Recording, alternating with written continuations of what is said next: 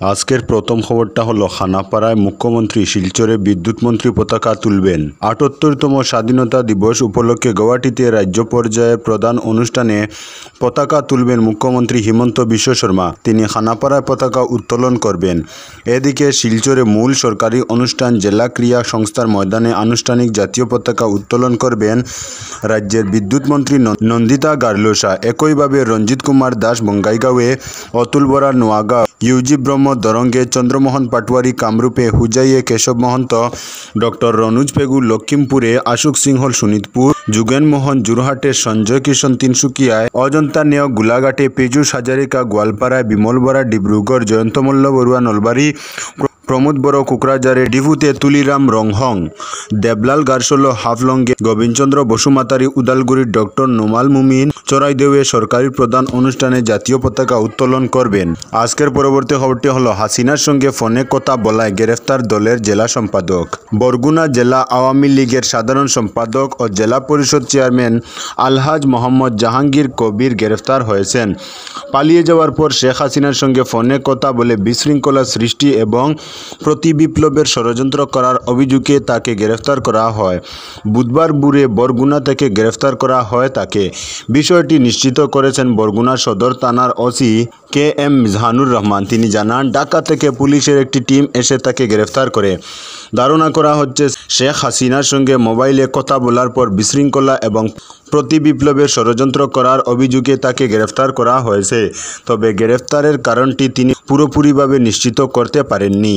আজকের পরবর্তী খবরটি হলো বাংলাদেশের সাংবাদিক হত্যা প্রতিবাদে মৌন মিছিল ধর্মনগরে। গত ৫ অগাস্ট তারিখে পার্শ্ববর্তী রাষ্ট্র বাংলাদেশের গণতান্ত্রিক পদ্ধতিতে নির্বাচিত সরকারকে কট্টরপন্থী জামাত ইসলাম ও বিএনপি দেশের ছাত্র সংগঠনকে লেলিয়ে রাস্তায় নামিয়ে দিয়ে হাসিনা সরকারের বিরুদ্ধে আন্দোলন করে প্রশাসনিক যন্ত্রের ইশারায় আওয়ামী লীগ সরকারকে ক্ষমতাচ্যুত করে। এতে সে দেশের প্রধানমন্ত্রী পদ ত্যাগ করে প্রাণ বাঁচাতে পালিয়ে ভারতে এসে আশ্রয় নেন। পরবর্তীতে বাংলাদেশ জুড়ে ছড়িয়ে পড়া অরাজকতায় দেশের সম্পদ লুটসহ সংখ্যালঘুদের মঠ মন্দির দেবালয় গির্জাসহ বাড়িঘর ব্যবসা প্রতিষ্ঠানে ক্ষতিসহ হত্যা ও নির্যাতনের পাশাপাশি সেখানকার ৫ থেকে ৬ জন কর্তব্যরত সাংবাদিককেও পিটিয়ে হত্যা করার জঘন্যতম খবর পাওয়া গেছে। এতে আহত হন আরও ১০-১২ জন সাংবাদিক। পরে প্রতিহিংসার জেরে প্রেস ক্লাব থেকে ৫১ জন সাংবাদিককে অন্যায়ভাবে বহিষ্কারও করা হয়। এমন ন্যাক্কারজনক ঘটনার প্রতিবাদে বুধবার গোটা ত্রিপুরার সাংবাদিকরা মৌন মিছিল করেন। অঙ্গ হিসাবে ধর্মনগরে সাংবাদিকরা সম্মিলিতভাবে ধর্মনগর জেলাশাসকের অফিস প্রাঙ্গণে মৌন মিছিলের মাধ্যমে ঘটনার তীব্র প্রতিবাদ জানান। আজকের পরবর্তী খবরটি হলো পাতারকান্দিতে কৃষ্ণেন্দু পালের নেতৃত্বে যুব মোর্চার বিশাল তেরঙ্গা র্যালি। দেশের ৭৮তম স্বাধীনতা দিবসকে সামনে রেখে মঙ্গলবার পাতারকান্দিতে এক বিশাল তেরঙ্গা যাত্রা অনুষ্ঠিত হয়েছিল। এদিন পাতারকান্দি ও লোয়ারফুয়া মণ্ডল যুব মোর্চার উদ্যোগে ও স্থানীয় বিধায়ক কৃষ্ণেন্দু পালের নেতৃত্বে এক বিশাল বাইক র্যালি অনুষ্ঠিত হয় পাতারকান্দিতে। পাতারকান্দি ও লোয়ারফুয়া 2 মণ্ডল কার্যালয়ের সামনে থেকে হাতে হাতে তেরঙ্গা নিয়ে বাইক র্যালি করে পুতনি চা বাগানে পৌঁছেন যুব বাহিনীর সদস্যরা। র্যালি চলাকালীন সময়ে গোটা যাত্রাপথে দেশাত্মবোধক সঙ্গীত ভারত মাতার নামে জয়ধ্বনি দিয়ে বাইক চালকেরা এগিয়ে যান। পরে পুতনি পৌঁছে সেখানে এক সংক্ষিপ্ত সভা অনুষ্ঠিত হয়। আজকের পরবর্তী খবরটি হলো মহিলার শরীর থেকে 20,000 ইয়াবা আর ট্যাবলেট উদ্ধার। উত্তর ত্রিপুরা পুলিশ সুপার বানুপদ চক্রবর্তীর নেতৃত্বে ত্রিপুরা পুলিশের একটি দল শিলচর আগরতলাগামী রেলে অভিযান চালিয়ে 1 কোটি টাকা মূল্যের ইয়াবা আর ট্যাবলেট সহ এক মহিলা পাচারকারীকে আটক করলেন।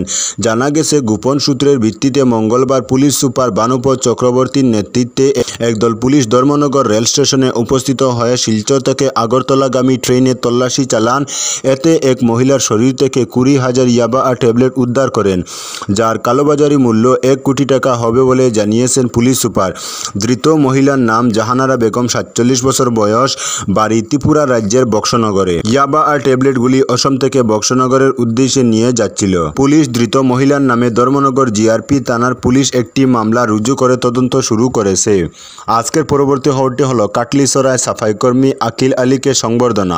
আজাদি কা অমৃত মহোৎসবে সংবর্ধিত হলেন সাফাইকর্মী আকিল আলী।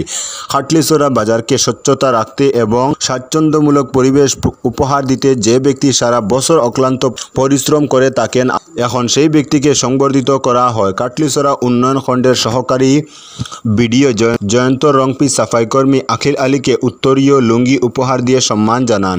আজাদি কা অমৃত মহোৎসব উপলক্ষে কাটলিছড়া জিপি এবং রাঙ্গাবাগ জিপি অফিসে সাফাই অভিযান করা হয়। সাফাই শেষে দুপুরে এক সংক্ষিপ্ত অনুষ্ঠানের মাধ্যমে আখিল আলীকে সংবর্ধনা জ্ঞাপন করা হয়।